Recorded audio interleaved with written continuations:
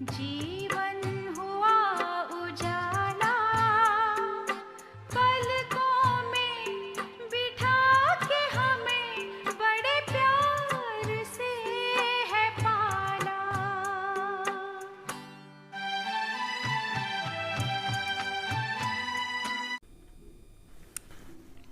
ओम शांति।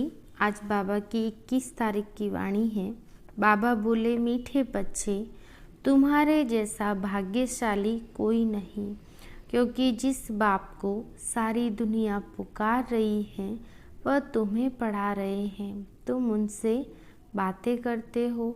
प्रश्न है, जिन बच्चों को विचार सागर मंथन करना आता है उनकी निशानी क्या होगी?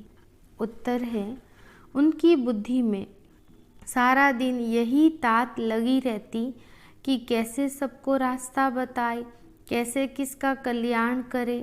वह सर्विस के नए नए प्लान बनाते रहते। उनकी बुद्धि में सारा ज्ञान टपकता रहता है। वे अपना टाइम वेस्ट नहीं करते। ओम शांति।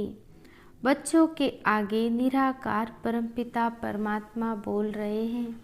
ये बच्चे ही जानते हैं भगवान को ऊंच कहा जाता है। ऊंचा उनका ठाव है, रहने का स्थान तो मशहूर है।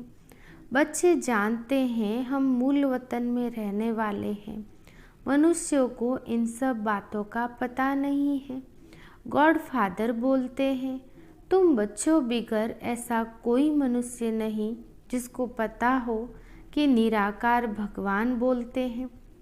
निराकार होने के कारण कोई की बुद्धि में नहीं आता है कि भगवानोवाच कैसे हो सकता है। पता न होने के कारण गीता में कृष्ण का नाम दे दिया है। अब बच्चों के आगे बोल रहे हैं, सम्मुख होने बिगर तो सुन नहीं सकते। दूर से भल सुनते हैं परंतु निश्चय नहीं होता। सुनते तो है भगवानोवाच, यथार्थ रीति तुम जानते हो। भगवान तो शिव बाबा हैं। प्रैक्टिकल में जानते हो बाबा हमको ज्ञान सुना रहे हैं। तुम्हारी बुद्धि झट ऊपर चली जाती है। शिव बाबा ऊंचे ते ऊंच रहने वाला है। जैसे कोई बड़े आदमी क्वीन आदि आती हैं तो जानते हैं ये फलानी जगह की रहने वाली है, इस समय यहाँ आई है। तुम बच्चे भी जानते हो बाबा आया है हमको ले जाने। हम भी बाबा के साथ वापिस जाएंगे। हम परम धाम के रहने वाले हैं। तुमको अब बाप और घर याद पड़ता है। वही बाप सृष्टि का रचयिता है। बाप ने आकर तुम बच्चों को मूल वतन, सूक्ष्म वतन, स्थूल वतन का राज समझाया है। जिसकी बुद्धि में है वही समझेंगे। बरोबर हम पुरुषार्थ कर रहे हैं भविष्य 21 जन्मों के लिए बाप से वर्षा लेने। पुरुषार्थ तो करना ही है। पुरुषार्थ को कभी भी छोड़ना नहीं है। स्कूल के बच्चे जानते हैं जब तक इम्तिहान हो तब तक हमको पढ़ना ही पढ़ना है। एम ऑब्जेक्ट रहती हैं। हम बड़े ते बड़ा इम्तिहान पास करेंगे। एक कॉलेज छोड़ दूसरे तीसरे में जाएंगे। मतलब तो पढ़ते रहना है। बड़े आदमी का बच्चा होगा तो जरूर बड़ा इम्तिहान पास करने का ख्याल होगा। तुम जानते हो हम बहुत बड़े बाप के बच्चे हैं। दुनिया में किसी को पता नहीं है हम शिव बाबा की संतान हैं। तुम बहुत बड़े ऊंचे ते ऊंच बाप के बच्चे हो। बहुत बड़ी पढ़ाई पढ़ते हो। जानते हो ये ऊंचे ते ऊंच पढ़ाई है। पढ़ाने वाला बाप है तो कितना उमंग और खुशी में रहना चाहिए ये किसको भी समझा सकते हो। हम बहुत बड़े ते बड़े बाप के बच्चे हैं। बहुत बड़े सद्गुरु की मत पर हम चलते हैं। टीचर की, गुरु की मत पर चलना होता है ना। उनको फॉलोअर कह देते हैं। यहाँ बाप की मत पर भी चलना है, टीचर की मत पर भी चलना है तो गुरु की मत पर भी चलना है। तुम जानते हो वह हमारा बाप टीचर सद्गुरु हैं, उनकी मत पर जरूर चलना है। यह तो एक ही है ऊंचे ते ऊंच शिव बाबा। वह बोलते हैं, बाबा बच्चों से पूछते हैं। शिव बाबा बोलते हैं, अच्छा शंकर बोलते हैं, ब्रह्मा बोलते हैं, विष्णु बोलते हैं। तो किसी ने कहा शिव और ब्रह्मा बोलते हैं, विष्णु व शंकर नहीं बोलते। विष्णु के 2 रूप लक्ष्मी नारायण कहते हो तो फिर क्या बोलते नहीं है? गूंगे हैं, ज्ञान नहीं बोलते। हम ज्ञान की बात ही नहीं करते, बोलने की बात पूछता हूँ। विष्णु लक्ष्मी नारायण बोलते हैं, शंकर नहीं बोलते हैं, वह ठीक है, बाकी तीनों क्यों नहीं बोलेंगे? विष्णु के 2 रूप लक्ष्मी नारायण हैं तो जरूर बोलेंगे ना। मनुष्य शिव बाबा के लिए समझते होंगे कि वह निराकार कैसे बोलेंगे। तुम बच्चे जानते हो, शिव बाबा भी इसमें आकर बोलते हैं। ब्रह्मा को भी बोलना होता है, एडॉप्टेड है ना। सन्यासी लोग भी अपना नाम सन्यास के बाद बदली करते हैं। तुमने भी सन्यास किया तो तुम्हारा नाम बदलना चाहिए। पहले बाबा ने नाम रखे, परंतु देखा कि नाम रखे हुए भी मर पड़ते हैं। आश्चर्यवत सुनंती कथनती भागंती हो जाते हैं। इसीलिए कितने नाम रख कितनों का रखे। आजकल तो माया भी बहुत तेज है। बुद्धि कहती है जब लक्ष्मी नारायण का राज्य था तो उनको विष्णुपुरी कहा जाता था। यह एम ऑब्जेक्ट बुद्धि में है। विष्णु के 2 रूप लक्ष्मी नारायण राज्य करते हैं तो बोलते क्यों नहीं होंगे? बाबा यहाँ की बात नहीं करते। मनुष्य तो कहेंगे निराकार कैसे बोलेंगे? उनको यह पता ही नहीं है कि निराकार कैसे आते हैं। उनको पतित पावन कहते हैं। वह ज्ञान का सागर भी है, चैतन्य भी है, प्यार का सागर भी है। अब प्यार प्रेरणा से तो होता नहीं, वह भी इनमें प्रवेश कर बच्चों को प्यार कर सकते हैं ना। बाप कहते हैं हम परमपिता परमात्मा की गोद में आते हैं। बस बाबा तुम्ही से खाऊं, तुम्ही से सुनूं, बुद्धि उस तरफ चली जाती है। श्री कृष्ण बुद्धि में नहीं आता है तो बाप बच्चों को बैठ समझाते हैं, तुम्हारे जैसा सौभाग्यशाली कोई है नहीं। तुम जानते हो हम कितने ऊंच पाठधारी हैं। यह खेल है ना, इसके पहले तो तुम कुछ नहीं जानते थे। अभी बाप ने प्रवेश किया है तो ड्रामा प्लान अनुसार उन द्वारा सुन रहे हैं। बाप कहते हैं मीठे मीठे बच्चों, तुम जानते हो बाबा निराकार है, वह हम आत्माओं का बाप है। ये बातें कोई भी शास्त्र आदि में लिखी हुई नहीं है। अभी तुम्हारी बुद्धि विशाल हुई है, स्टूडेंट पढ़ते हैं, बुद्धि में सारी हिस्ट्री ज्योग्राफी आ जाती है, परंतु यह किसी की बुद्धि में नहीं है। बाबा कहाँ है? यथार्थ रीति तुम बच्चे ही समझते हो और प्रैक्टिकल में वह खुशी है। बाबा परमधाम से आते हैं, हमको पढ़ाते हैं। सारा दिन आपस में यही रूह रिहान होनी चाहिए। सिवाय इस ज्ञान के बाकी सभी सत्यानाश करने वाली बातें। शरीर निर्वाह अर्थ तुमको धंधा आदि भी करना है और साथ साथ ये रूहानी सर्विस भी। तुम जानते हो बरोबर ये भारत स्वर्ग था, इन लक्ष्मी नारायण का राज्य था। जो भी देवताओं के चित्र हैं उनका यथार्थ ज्ञान बुद्धि में आ गया है। नंबर 1 लक्ष्मी नारायण का चित्र उठाओ, विचार करो बरोबर ये भारत में राज्य करते थे तो एक धर्म था। रात पूरी हो दिन शुरू हुआ, अर्थात कलयुग पूरा हो सतयुग शुरू हुआ। कलयुग है रात, सतयुग है सुबह।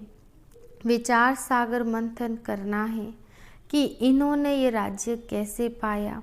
जैसे कहा जाता है सागर में पत्थर डालो तो लहरें उठेगी, तो तुम भी पत्थर मारो, मनुष्यों को समझाओ।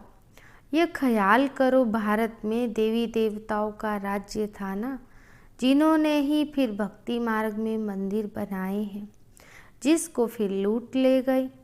कल की बात है, अभी भक्ति मार्ग है तो जरूर उसके आगे ज्ञान मार्ग होगा।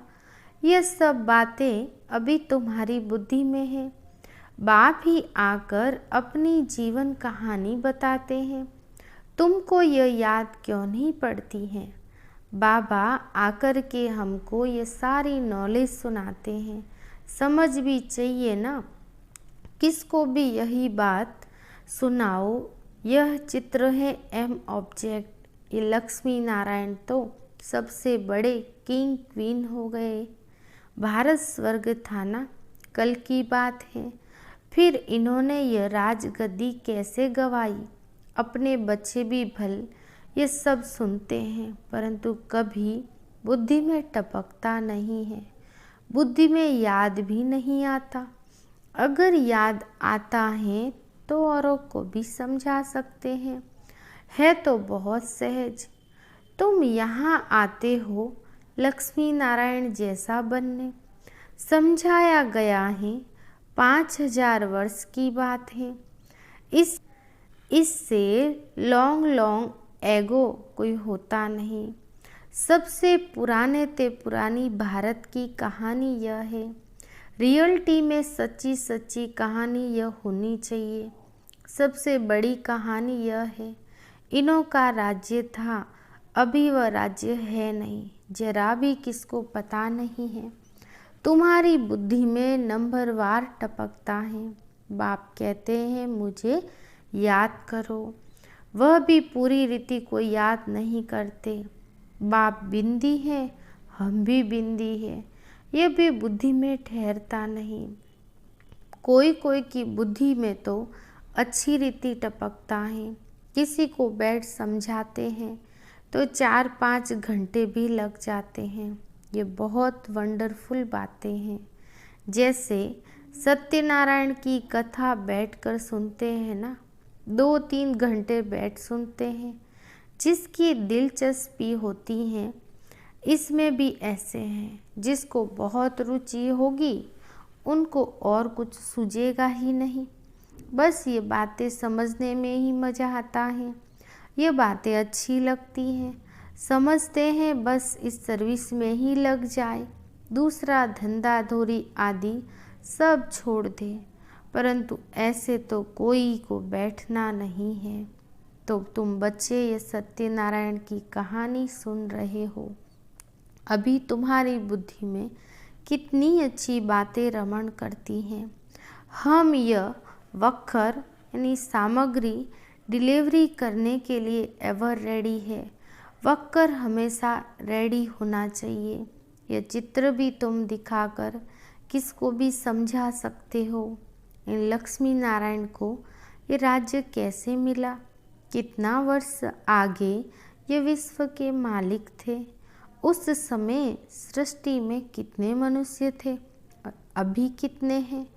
कुछ न कुछ पत्थर डालना चाहिए तो विचार सागर मंथन चले। अपने इस कुल का होगा तो झट लहर जाएगी, अपने कुल का नहीं होगा तो कुछ भी समझेंगे नहीं, चले जाएंगे। ये नब्ज देखने की बात है। तुम्हें सिवाय इस मीठे मीठे ज्ञान के बाकी कुछ भी बोलना नहीं है। अगर ज्ञान के सिवाय कुछ भी बोलते हैं तो समझो वह इविल है, उसमें कोई सार नहीं है। हमारे पास ऐसे बहुत बच्चे हैं जिन्हें सुनने का बड़ा शौक होता है। बाप समझाते हैं इविल बात तो कभी भी सुननी नहीं चाहिए, कल्याण की बातें ही सुनो, नहीं तो मुफ्त में अपनी सत्यानाश कर देंगे। बाप तो आकर तुम्हें ज्ञान की ही सुनाते हैं। सृष्टि के आदि मध्य अंत का राज समझाते हैं। कहते हैं और कोई भी बात मत करो, इसमें बहुत टाइम वेस्ट करते हो। फलाना ऐसे हैं, वो ऐसे करता है उसे इविल कहा जाता है। दुनिया की बात अलग है, तुम्हारा तो एक एक सेकंड का टाइम बहुत वैल्यूबल है। तुम कभी भी ऐसी बातें नहीं सुनो और नहीं करो। इससे तो तुम बेहद के बाप को याद करो तो तुम्हारी बहुत कमाई है। जहाँ तहाँ बाप का परिचय जाकर दो, यही रूहानी सर्विस करते रहो। सच्चे सच्चे महावीर तुम हो। बस सारा दिन यही तात रहे, कोई हो जिसे ये रास्ता बताए। बाप कहते हैं मुझ अल्फ को याद करो तो बेबादशाही मिल जाएगी। कितना सहज है। ऐसे ऐसे जाकर सर्विस करनी चाहिए। बच्चों को सर्विस पर बहुत ध्यान देना चाहिए। अपना और दूसरों का कल्याण करना चाहिए। बाप भी तुम बच्चों को समझाने के लिए ही आए हैं ना। तुम बच्चे भी आए हो पढ़ने और पढ़ाने। टाइम वेस्ट करने या सिर्फ रोटियां पकाने तो नहीं आए हो। सारा दिन बुद्धि में सर्विस चलनी चाहिए। अच्छा, मीठे मीठे सिके लदे बच्चों प्रति माता पिता बाप दादा का याद प्यार और गुड मॉर्निंग। रूहानी बाप की रूहानी बच्चों को नमस्ते। हम रूहानी बच्चों की रूहानी बाप दादा को याद प्यार गुड मॉर्निंग नमस्ते नमस्ते नमस्ते। धारणा के लिए मुख्य सार है। पहला पॉइंट है, जो बातें अपने काम की नहीं है उन्हें सुनने व बोलने में अपना टाइम वेस्ट नहीं करना है। जितना हो सके पढ़ाई पर पूरा ध्यान देना है। दूसरा पॉइंट है, सदा खुशी और उमंग में रहना है कि हमें पढ़ाने वाला कौन है। पुरुषार्थ को कभी छोड़ना नहीं है। मुख से ज्ञान रतन ही निकालने हैं। आज का वरदान है, सतो प्रधान स्थिति में स्थित रहे। सदा सुख शांति की अनुभूति करने वाले डबल अहिंसक भव। विस्तार है, सदा अपने सतो प्रधान संस्कारों में स्थित रहे। सुख शांति की अनुभूति करना यह सच्ची अहिंसा है। हिंसा अर्थात जिससे दुख अशांति की प्राप्ति हो। तो चेक करो कि सारे दिन में किसी भी प्रकार की हिंसा तो नहीं करते। यदि कोई शब्द द्वारा किसी की स्थिति को डगमग कर देते हो तो यह भी हिंसा है। यदि अपने सतोप्रधान संस्कारों को दबाकर दूसरे संस्कारों को प्रैक्टिकल में लाते हो तो यह भी हिंसा है। इसीलिए महीनता में जाकर महान आत्मा की स्मृति में डबल अहिंसक बनो। आज का स्लोगन है, सत्य के साथ असत्य मिक्स होते ही खुशी गायब हो जाती है। अच्छा,